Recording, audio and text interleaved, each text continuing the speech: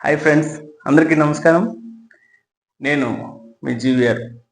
ముందుగా అందరికీ విజయదశమి మరియు గాంధీజీ జయంతి సందర్భంగా శుభాకాంక్షలు తెలియజేసుకుంటూ ఈరోజు మీ అందరికీ మన విజయదశమి గురించి పూర్తిగా అందరికీ తెలుసు, తెలియని వాళ్ళు కూడా కొందరు ఉంటారు.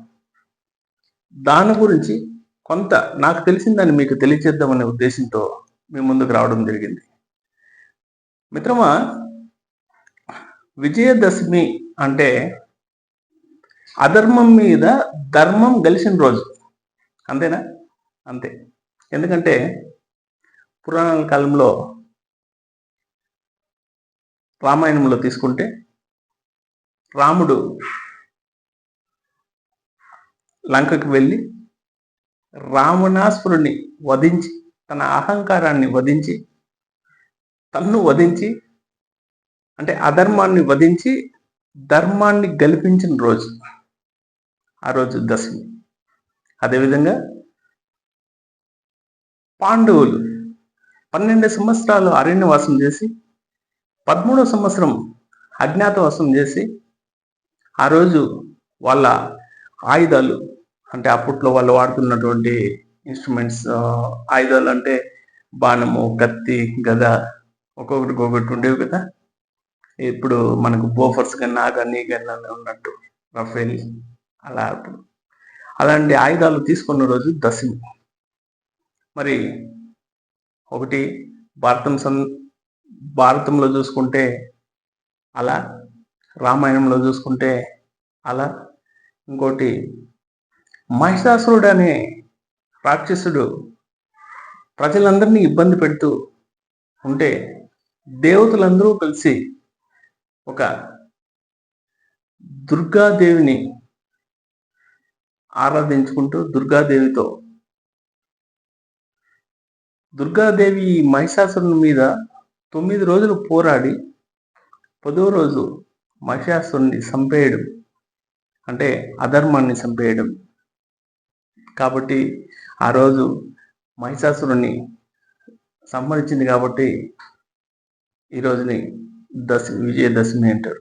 అంటే అధర్మం మీద ఎక్కడ తీసుకున్నా, మనము రామాయణం పరంగా తీసుకున్నా, భారతం పరంగా తీసుకున్నా, దుర్గాదేవి పరంగా తీసుకున్నా కూడా మనకేం తెలుస్తూ ఉంది? అధర్మం మీద ధర్మం గెలిచినట్టు మనకు కనబడతా ఉంది. కాబట్టి విజయదశమి శుభాకాంక్షలు. అదేవిధంగా మన ఈరోజు జాతిపిత మహాత్మా గాంధీ జయంతి కూడా. కాబట్టి అందుకే నేను సంతోషంగా మీ అందరికీ నేను చెప్పింది 2 శుభాకాంక్షలు తెలియజేశాను. ఒకటి విజయదశమి శుభాకాంక్షలు, రెండవది గాంధీజీ జయంతి సందర్భంగా. కాబట్టి మిత్రమా, ఆ విధంగా తీసుకుంటే ఈరోజు గాంధీజీ గారు కూడా మనకు స్వాతంత్ర సమవార్జనలు అయితేనేమి, తను జన్మించినప్పటి నుంచి కూడా, తను విద్యాభ్యాసం ముగించినప్పటి నుంచి కూడా అన్యాయాలపైన, ఆక్రమణలపైన, ఎక్కడైతే మన ఇండియన్స్ అణగబడిపోతున్నారో అక్కడ ప్రతి చోట కూడా అధర్మానికి విరుద్ధంగా ధర్మం వైపు నిలబడి సత్యాన్నే నమ్మి, సత్యాన్నే తెలియజేసి, అహింసతో ఆయుధాన్ని చేతిలో ముట్టకుండా అహింసతో అధర్మం మీద ధర్మాన్ని గెలిపించాడు కదా. కాబట్టి మిత్రమా, ధర్మం ఎప్పుడు గెలుస్తుంది, అధర్మం ఎప్పుడు నశిస్తుంది. అందుకే ఫస్ట్ ప్రతి ఒక్క మనిషి కూడా అధర్మానికి సహకరించకూడదు, ధర్మానికే సహకరించాలి. కాబట్టి మనం ధర్మం గురించి పూర్తిగా తెలుసుకోవాలంటే ఫస్ట్ మనలోని, అంటే ఇప్పుడు నేను ధర్మం గురించి మీకు తెలియజేయాలి అని అనుకున్నప్పుడు నేను నాలో ఉండే అధర్మాలు ఏమి అనేది తెలుసుకోవాలి. ఆ అధర్మాలు ఒక్కొక్కటి పైన నేను విజయాన్ని సాధించాలి. అలాంటి ఏవి ఉంటాయి నా లోపల అంటే ప్రతి మనిషి లోపల కామం, క్రోధం ఇలాంటివి ప్రతి మనిషికి ఉంటాయి కదా. దాని నుంచి మనకి ఏమైతుంది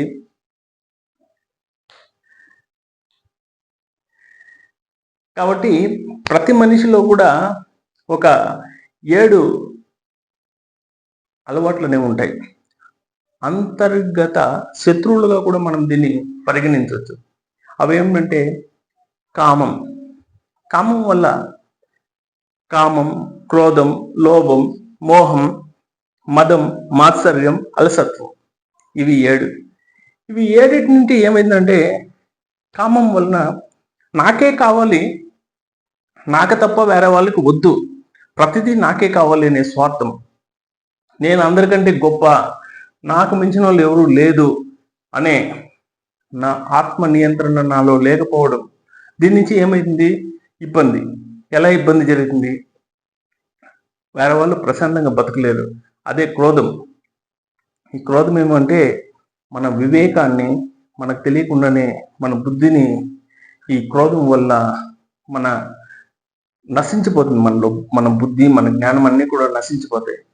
కాబట్టి వీటితో పాటు లోభం అంటే దురాశ. ఈ దురాశ ఎలాంటిది అంటే మన దగ్గర ఏదైనా ఉంటే మన సొంత అవసరాలు కూడా దాన్ని వాడకుండా అలాగే పెట్టేసుకోవడం. అరే ప్రాణం పోతా ఉంది, హాస్పిటల్కి వెళ్తే బాగా అవుతాము అంటే వద్దొద్దు, నేను ఇంట్లోనే ఉంటాను, నా డబ్బు వేస్ట్ అయిపోతుంది అనేనంత లోభం, అంటే లోబిగా బతకడం. మోహం. ఈ మోహం అనేది ఏమంటే మన బంధాలకి మనకి ఏం అవసరమో, మనం ఏం చేయాలా, ఏం చేయకూడదు అనే ఇది లేకుండా అవసరం లేని బంధాలను సృష్టించుకోవడం. వాడు నావాడు, వీడు నావాడు, వాడు నా బామ్మద్ది, వీడు మా మేనమామ, వాడు మా అత్త కొడుకు, వీడు నా తమ్ముడు, వీడు నా బిడ్డ అని ఆ మోహం ఏం చేస్తుందంటే వాడు ఎన్ని తప్పులు చేసినా కూడా నా బిడ్డ తప్పు చేయలేదు, వాడు కరెక్ట్ అంటాడు. కానీ అది తప్పు. ఫస్ట్ మోహాన్ని వదలాలి.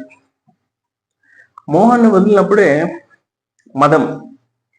ఇవి వదులుకుంటే ఈ మదం అనేది దీని అన్నింటినీ పట్టుకుంటుంది. అహంకారం. ఈ మదం నుంచి ఏమొస్తుందంటే అహంకారం వస్తుంది మనిషికి. ఎప్పుడైతే అహంకారం ఉంటుందో ఆ మనిషి ఎదగలేడు. ఎందుకు? ఆల్రెడీ పీక్లో ఉంటాడు. నాకేం తక్కువ, నాకేం అన్నీ ఉన్నాయి కదా అనే అహంకారంతో ఉంటాడు. కాబట్టి తను ఎదగలేడు. మాత్సర్యం అంటే ఈర్ష్య. ఎవరిపైన? అందరిపైన ఈర్ష్యే. వాడు కారులో పోతాడు, వానికి అది ఇది అని ఒకని గురించి ఒకడు సెడ్గా చెప్పుకొని ఇంకొకరిని ద్వేషించుకుంటూ జీవితాన్ని గడిపేయడం. అలసత్వం. ఈ అలసత్వం నుంచి ఏమవుతుందంటే డిసిప్లిన్ లేకుండా పోతుంది మనిషికి. ఎప్పుడైతే క్రమశిక్షణ ఉండదో ఆ మనిషి వృద్ధిలోకి రాడు.